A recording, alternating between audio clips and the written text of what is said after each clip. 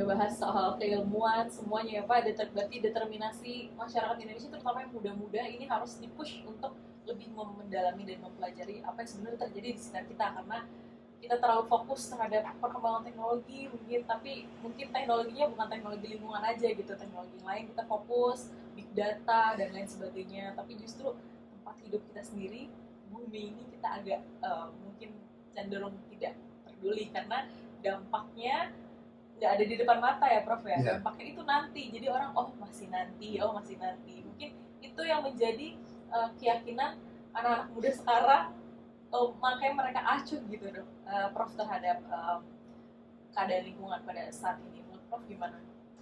Saya salahkan anak muda itu sendiri.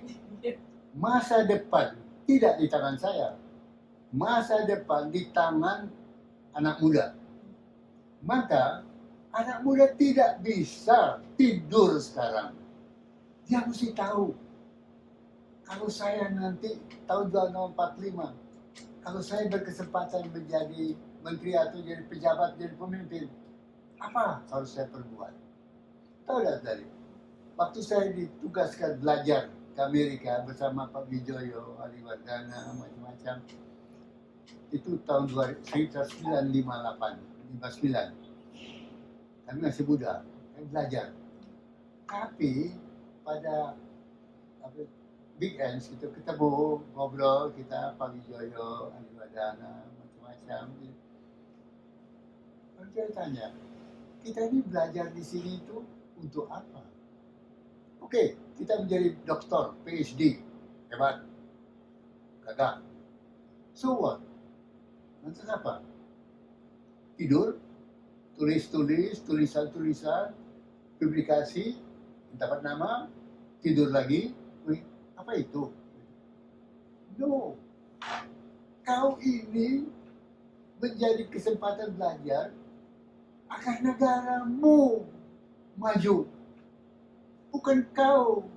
Kau diberi kesempatan belajar itu supaya apa yang kau peroleh menjadi bakti bagi negaramu, tanah airmu.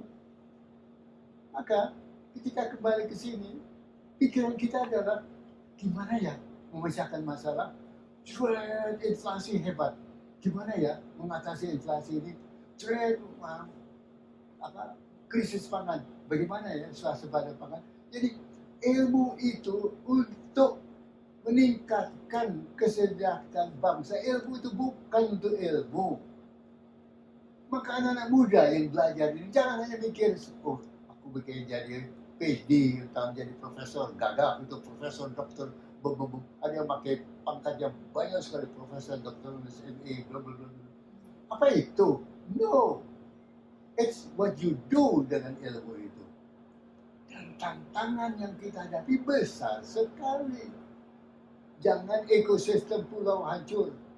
Jangan climate change membenamkan iklim, membenamkan laut naik dan macam-macam. Jadi belajar, pahami ilmu untuk kepentingan bangsa. Ada cara di mana anak muda tidak memikirkan nasib bangsanya, nah itu yang harus kita tembak. Jadi pada waktu kau kasih kuliah, jangan bla bla bla teori, ada teori ABC, selesai time, lonceng, berdiri, terima kasih, tidur. No, kau ajar teori, ada teori ini. Nah, teori ini apa maknanya bagi tanah air? Apa relevansinya? Untuk apa aku belajar ini? Mengapa kau ambil disertasi? Apa yang kau tulis disertasi? Apa maksudnya? Nah, begitu. Jadi tanggung jawab pendidik ya, bukan hanya kasih ilmu 2x2 4, tapi tanya, setelah kau tahu 2x2 4, kau apakan ilmu itu? Jadi namanya pendidik itu gimana? Pembangunan adalah hasil pendidikan. Karena pendidikan, pembangunan is brain, latih brain. Dan pendidikan adalah brain development. Kalau menurut Prof sendiri, apa yang saat ini dengan keterbatasan yang kita punya saat ini, dengan pandemi dan juga ruang gerak yang mungkin lebih sempit, ada hal-hal yang mungkin kita perlu melakukan percepatan seperti itu untuk pembangunan ini sendiri. Mungkin yang muda ini ya. Untuk yang muda. Jadi kau sebagai yang muda belum saatmu menjadi pemimpin. Karena kau masih muda. Maka coba kau pikir 20-an tahun misalnya itu ya. Kalau kau menjadi usia Bung Karno lahir 1902 menjadi presiden 43 tahun. Pak Harto 1920 lahir menjadi presiden 40-an tahun. Jadi ini kematangan itu sekitar 40-an tahun. Jadi ya ketika kau 20 tahun ya, maka masih ada waktu 20 tahun. Berarti Indonesia 2045. Nah, coba kau renung, kau duduk. Aku umur 20-an ini ya. Kira-kira kalau aku menjadi dewasa, jika aku sempat menjadi seorang yang diberi tanggung jawab apapun, apakah kantor, cabang, atau apa ya yang ingin aku supaya capai di tahun 2045, nah, itu harus ditanya. Kalau kau menjadi 245 tahun 2045 nanti, kau tuh mau Indonesia yang bagaimana? Nah, kesana pikirannya. Supaya pada waktu aku menjadi 2045 menjadi dewasa, aku siap mental, otak, dan sebagainya. Tapi kalau aku tidak ada cita-cita apa, bagaimana Indonesia 2045, aku tidur mimpi yang keluar itu, ambles Indonesia itu. Indonesia di dalam ilmu sains teknologi dari 70 negara, kita terbawah nomor 65. Di atas kita Thailand, Singapura, macam-macam. Artinya kita rendah. Dalam Sustainable Development Goal, rata-rata kita 64. Agak sedikit rata-rata average 62. Indeksnya. Nomor 1 Swedia, 89. Jadi ada hidup yang lebih baik, lebih maju dari kita. Mengapa dia bisa, Swedia bisa, saya tidak? Mengapa Singapura bisa, saya tidak? Apa otaknya lebih dari saya? Kalau lebih dari saya, gimana sih aku bisa sama-sama dia maju itu? Itu yang harus menjadi dorongan. Di mana aku sekarang, hai anak-anak muda, di mana Republik sekarang ini? Republik sekarang ini dalam ilmu nomor 65 dari 70 negara.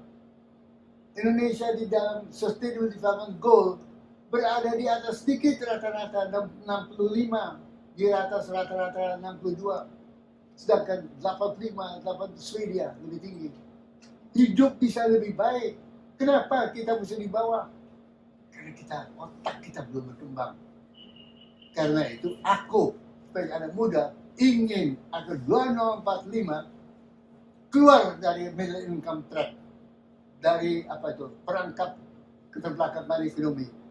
Ini tanah airku yang hanya bisa maju dengan tanganku, bukan dengan investasi asing, bukan dengan teknologi asing, dengan tenaga, otak, akal, pikiran diriku.